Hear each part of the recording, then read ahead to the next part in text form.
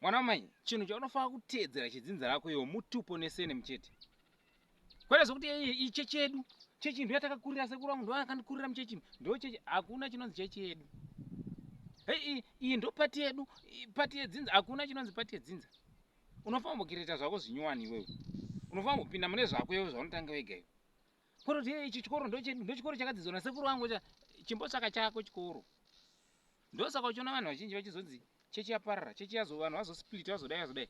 Mwari arikuzama kuda kuti uitange chako iwewe.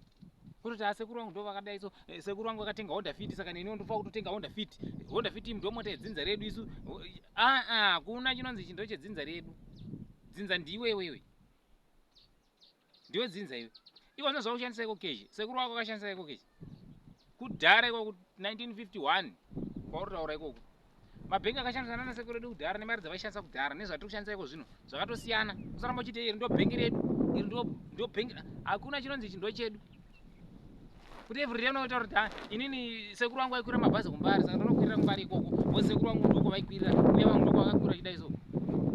Hakuna izvonzi chekwedu. Tanga zvako iwewe zvinombonzi ichi ndechako chine zita rako mukati kuti hayi handingasiyi basa.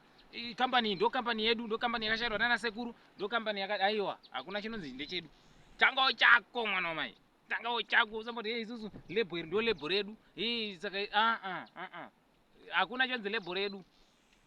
Pfeka zvako iwewe zvaunotanga nhasi kutanga kuti nhasi right nhasi ndiri kumbotanga kuti ndapfekawo hembe yandoziva kuti iyi hembe iyi ndatanga nayo mudzinza rekwedu. Mota iyi ndambotanga nayo mudzinza rekwedu. Mapurezidendi ese ariko handiti fune ana sekuru wavo akamboita mapurezidendi. Vari kuzama kuti nditangewo inini kudzinza kwedu ndinzewo kwedu kwamboita upurezidendi, kwedu kwamboita MP, kwedu kwamboita ukansela, kwedu kwamboita minister, kwedu kwamboitawo kana pastor, kwedu kwamboitawo mufundisi. Ngazvitange newe. Usada kuti kwa ichi ndo chekwedu. Chakazodai so sekuru wangu akurira muchechi, mai vangu vakakurira mukuku, saka ndakumbodai so. Aiwa, iyo chitomboita kana ukaenda masowe ndizvozvo, ukaenda kukupi ndizvozvo. Chako uri kunamata chete. Izvezvi chero nechechi ari kupinda, chimbopinda muyako iwewe. Hatida kuti siya chechi isu. Havisi zvandataura. Usasiya chechi. Bandiri kuzama kuti tanga chinyowani. Usati ichi ndo chekwedu. Chakapindwa namai vamai vako namai baba wako namai baba sekuru vasekuru vakazoenda kuna sekuru.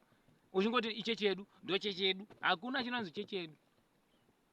Hakuna kunonzi ndo medu muno.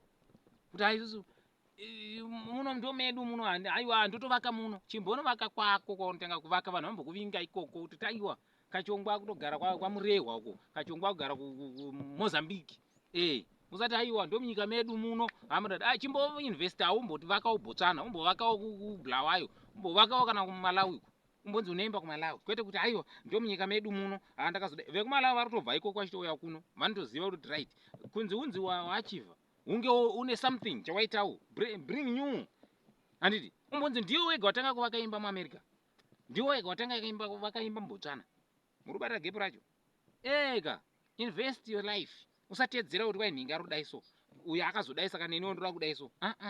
Usaita izvozvo. Ita zvinhu zvako zvakamirira zvokumira.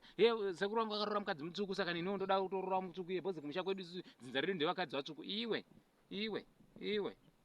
Isu wedu hadhafu akadzi hatigoni kugara nawo. Isusu ndoda kuroorwa nevarume vatsvuku. Investa zvako.